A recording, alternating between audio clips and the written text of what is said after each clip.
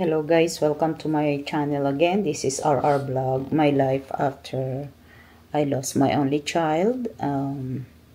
Today is New Year, January 1st, 2025. So it's another year and good luck to everyone. Sana nag-enjoy ang lahat. Lahat ng nag-celebrate ng New Year, and I hope safe lahat dahil alam ko lalo na sa atin gustong-gusto natin yung fireworks, but you have to be careful kasi it's very dangerous. But anyway, like I said, today is Wednesday and the time is ano ng oras, I think 9 o'clock in the morning. So, andito ako ngayon na magpipiti ako ng sarili ko. Kailangang i-exercise ko tong kamay ko. Yung tinuro ng PT ko, kailangang gawin ko ng like more often para mas mabilis yung recovery ko. Anyway, before I start, I would like to say thank you to all my subscribers.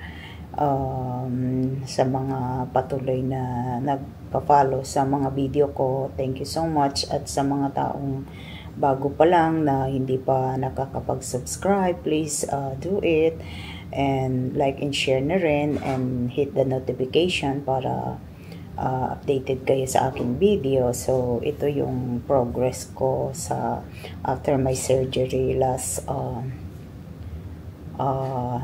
today is Wednesday, so it's 10 days already since my 1 week na 9 days na ngayon since my surgery last Monday of the other week. Anyway, medyo maga pa yung kamay ko, so unti-unti ko naman siyang igagalaw. So anyway, this is my second session dito sa therapy ko. So ang first kong gagawin, itong turo niya na i-close ko yung kamay ko, but at least the good thing is nako-close ko na siya. Siguro kung hindi lang siya maga, medyo maaabot ko na all the way, since maga pa yung mga finger ko. Mahirap pang i-move, pero so far kaya ko naman yung pressure, and I didn't take my what do you call this, my pain reliever this morning para ma-feel ko how kung ano yung level ng pain. So anyway, so far it's good naman, not that painful like a couple of days. So ito ngayon, yan, i-fold ko na yung kamay ko unti-unti. Ganyan. Ilang repetition yan? 10 times. Tapos, yung next, kasi natapos na ako sa first session, so namumove ko na ng unti-unti yung mga kaya ito. So anyway, so okay, the next is will be ipupush ko yan. Medyo may pressure siya dito sa elbow, but kailangan madiretso ko na yung kamay ko. So ganyan ang tinuro sa akin ng PT. Yan. Kaya lang medyo sumasama pa yung katawan ko, dapat hindi, kasi nararamdaman ko yung sakit dito under my arm. So syempre yung stiff pa yan eh.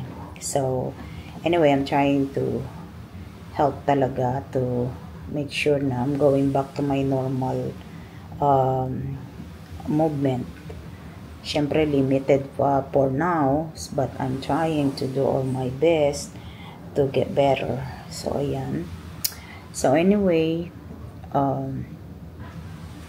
hindi kami nag-celebrate ng New Year's Eve this time, me and my husband, kasi yesterday I was in pain because of my sciatica.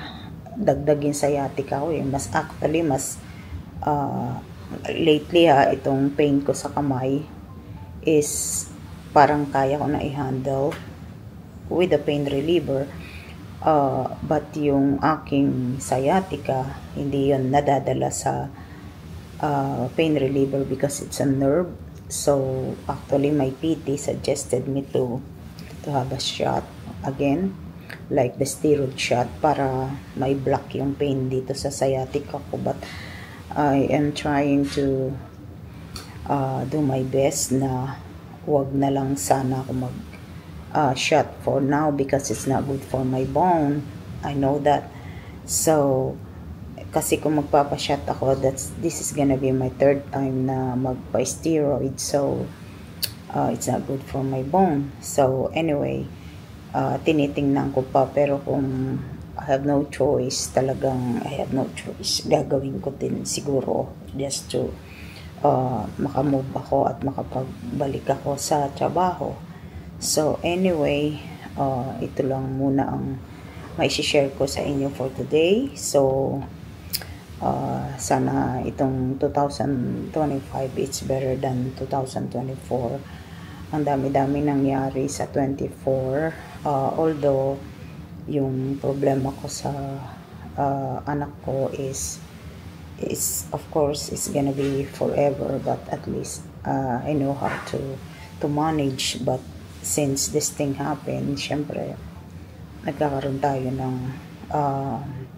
more depression dahil syempre you feel bad kasi ang dami-dami mo ng problema, and then parang sunod-sunod ba, may panibago na naman. So kung minsan nagkakaroon ako ng anxiety, nagkakaroon ako ng self-pity because of that, but it doesn't mean that I'm giving up. I'm still, keep going and trying to do my best to heal myself. So ito lang muna ang ma-share na ko sa inyo. So till next again, marami na akong video but I cannot upload at this time kasi I'm having hard time to sit in my computer.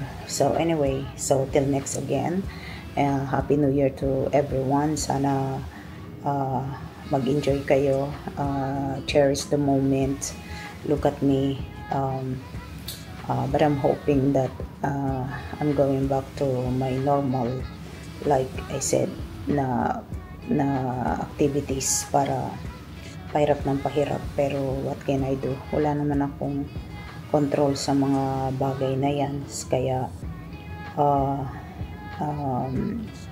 keep going lang.